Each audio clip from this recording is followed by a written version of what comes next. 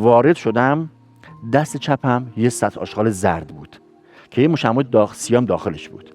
یه ذره جلوتر، دو وجب جلوتر از اون سطل آشغال یه وجب یه روشویی بود. روشویی زیرش شیر بود. اون شیره یه شیلنگ نارنجی اونجا 2-3 متر اونجا پیچ خورده بود. چجوری شیلنگ رو قشنگ جمع کنی، یعنی گردش کنی، به اون شکل گرد شده بود، ولی شاید 1 متر یا کمتر از اون گردی باز شده بود، یعنی رها بود، با چیزی نبسته بودن.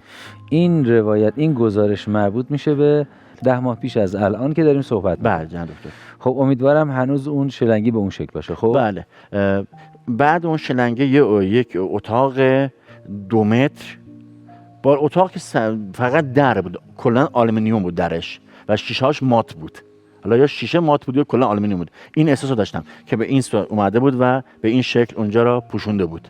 بغل اون یه یخچال 2 طبقه بود سرد مال جسد. 2 طبقه یعنی چی؟ یعنی یه کابین بالا بود، یه کابین پایین. این 2 تا در داشت. خب رنگش چیه؟ رنگش استیل بود جناب دکتر. استیله؟ و کاغذهای فراوانی روش خورده بود. بعدن ردیف دومش دوباره همون یخچال استیل، ردیف سوم همون استیل، ولی همه خالی بودن. اونجا قرار بر این شد که این آقا رو بیارن تو طبقه، تو اتاقه که 4 ایشونا بذارن. اجازه، این قرار رو کی کجا گذاشت؟ کجا قرار گذاشتن؟ اون آقایی که قرار ایشونو بیاره. توی بیمارستان دارن قرار میذارن که بیارن تو این سردخونه. بله اون آقا. حالا شما تو سردخونه دارید نگاه میکنید ولی اون قرار رو مطلعید. بله اونجا داره، من گوشم اونجاست که بیارن. وارد درش بسته بود جناب دکتر. این کشوی درش بسته بود. 2 طبقه بودن. نمیشه بود 1 2 3 4. ایشون قراره بیاد داخل اون کابین 4، اون کشو 4. خود شما سردخونه اید؟ بله. بدن شما تو تهرانه؟ بله. خود شما الان تو سردخونه کرمانشاهید؟ بله. گوشتون توی بیمارستان کرمانشاه داره گوش میکنه که دارن حرفاشو میشنوه که میگن 4 از اونجا گوش میکنین. تصویر اینجاست. بله. من وارد شدم، یعنی وارد شدم که داخل اون قفسه و اون کشو قرار گرفتم. که رفتید توی کشو؟ بله داخل که ببینید چه خبره. بله. یعنی خب در بسته بود.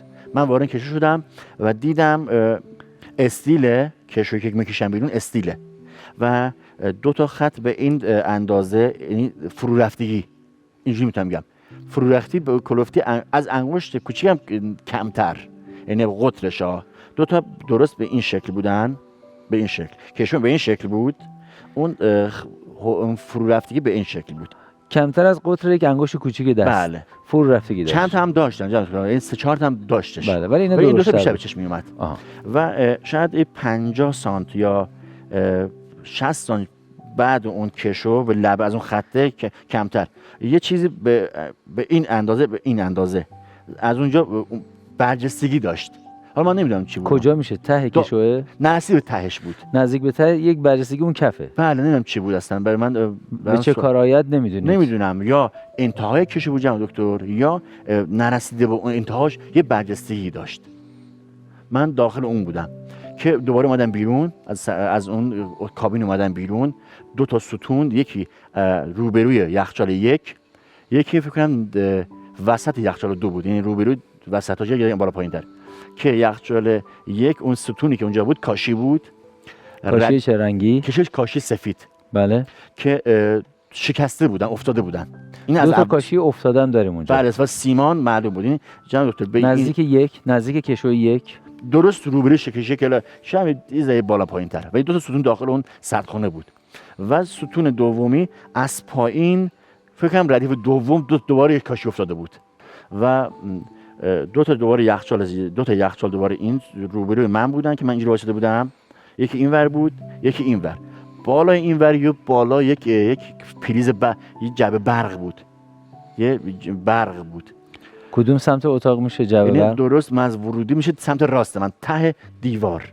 ورودی در که وارد میشید ته دیوار بالا. بله. یه جعبه انقدی اون بالا بود. و جناب دکتر پشت این 3 یخچال ها یه سیم آویزون بود، یه سیم مشکی آویزون بود اونجا آویزون بود. و من اومدم به جلوتر، یه پریزم اونجا، یک پریز برق بود و یا 2 کلید برق بود، یه ذره آویزون بود از اون دیواره فاصله داشت، یعنی فکر کنم خراب بود یا فاصله، فکر کنم خراب بود که قابل استفاده نبود. یک کوچولو فاصله داشت از اون دیواره و آویزون بود و من اونا دقیقاً اینا اونجا دیدم تو اینا سقف. به همه اینا اطمینان دارین؟ بله ایمان دارم. ایمان دارید؟ بله من ایمان دارم چون اونجا حضور داشتم. شما الان میخوایم چشمتون رو باز کنیم. حستون و حالتون رو بگی چشمتون رو باز کنیم. چون واقعا میخوام با چشم دنیوی ببینم اینجا را. من اونجا خارج از کالبد بودم. اگه اجازه بدید چشمتون رو باز کنید. چشم باز کنید. آقا بیایید ایشون رو چهرهشون رو بگیرید.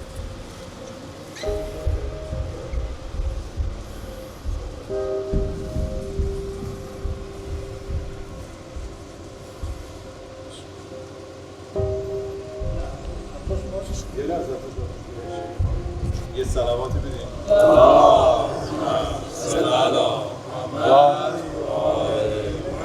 خودشه.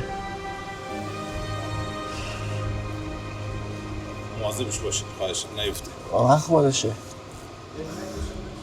نیفته بچه. جان تو گفتم اونجا یه چیزی هست اونم دیدم. بچه بیان نیفته. اینجا نیفته خدا نکنه. واقعا خودشه. همه چی اینجا. من اینجا بودم.